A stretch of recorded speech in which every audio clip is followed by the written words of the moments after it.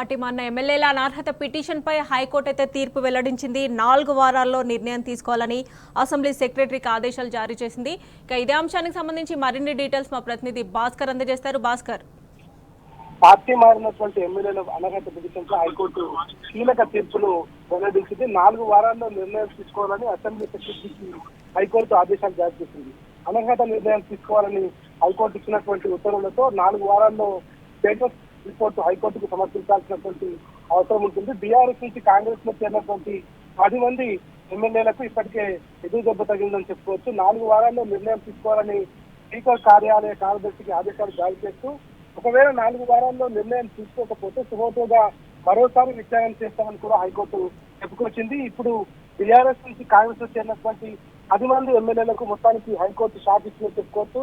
ముందు నుంచి BRS working president KTR చెప్తా ఉన్నారు, కోర్టు ద్వారా న్యాయం చేసేలా వెళ్తాం, అందుకే కోర్టుకు వెళ్ళాం. ఈ దేశంలో ఇంకా న్యాయ వ్యవస్థ మీద మాకు నమ్మకం ఉందని ఆయన చెప్పుకుంటూ వచ్చారు. ఖచ్చితంగా అయితే వాళ్ళపైన అనర్హత వేటు వేస్తే ఖచ్చితంగా 10 స్థానాల్లో ఉప ఎన్నికలు వచ్చేటువంటి అవకాశం ఉంటుంది. ప్రధానంగా దానం నాగేందర్, ఖైరతాబాద్ నుంచి గెలిచినటువంటి దానం నాగేందర్ బీఆర్ఎస్ పార్టీ నుంచి గెలిచి ఆయన మళ్ళీ పార్టీ మారి ఒక ఎమ్మెల్యేగా ఉంటూ కాంగ్రెస్ పార్టీ నుంచి ఎంపీగా కూడా పోటీ చేశారు, సికింద్రాబాద్ ఎంపీగా. ఈ సందర్భంగా వాదనలో గతంలో జరిగినటువంటి వాదనలో ఈ అంశాన్ని న్యాయవాదులు చాలా క్లియర్ గా ఎక్స్ప్లెయిన్ చేశారు. దీనికి సంబంధించి ఆయన ఒక పార్టీ గుర్తుతో గెలిచి మరో పార్టీ గుర్తు పైన ఇంకొక పదవికి పోటీ చేశారనేటువంటిది కూడా చెప్పుకొచ్చారు. వీటన్నింటినీ న్యాయస్థానం విస్తృతంగా గమనించిన తర్వాత గతంలో భాస్కర్, బీఆర్ఎస్ నుంచి ఎవరైతే పార్టీ మారారో ఎమ్మెల్యేలు ఉన్నారో వాళ్ళకి ఇది ఒక ఎదురు దెబ్బ అని మనం అనుకోవచ్చా? 100% మమతా, ఇది క్లియర్ గా ఎదురు దెబ్బ అని చెప్పుకోవచ్చు.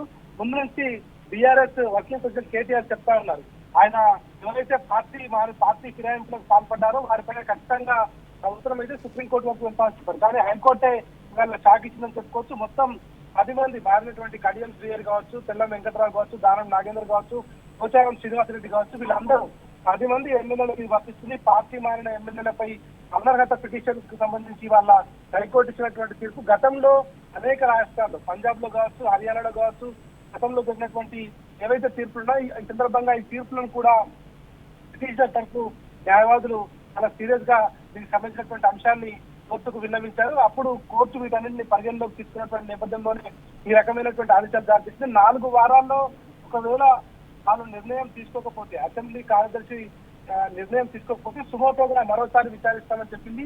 ఈ సందర్భంగా కోర్టు చేసినటువంటి వ్యాఖ్యలు చాలా కీలకంగా ఉన్నాయి.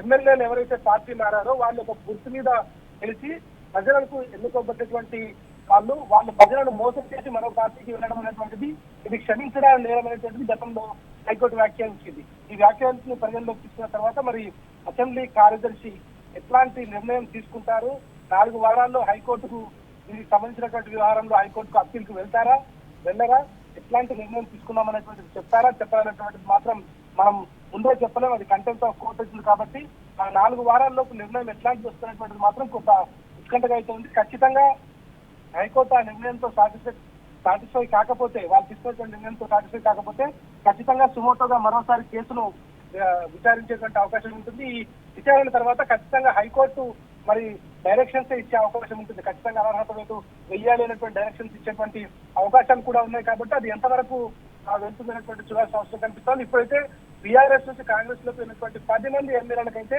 సీరియస్ గా ఎదురు దెబ్బ తగిలిందని చెప్పుకోవచ్చు. వాళ్ళ తదుపరి కార్యాచరణ ఒకవేళ అసెంబ్లీ కార్యదర్శి నిర్ణయం తీసుకుంటే ఖచ్చితంగా ఉప ఎన్నికలు వచ్చే అవకాశం చాలా స్పష్టంగా కనిపిస్తా ఉంది. Mamata. Right Bhaskar, thanks for updates.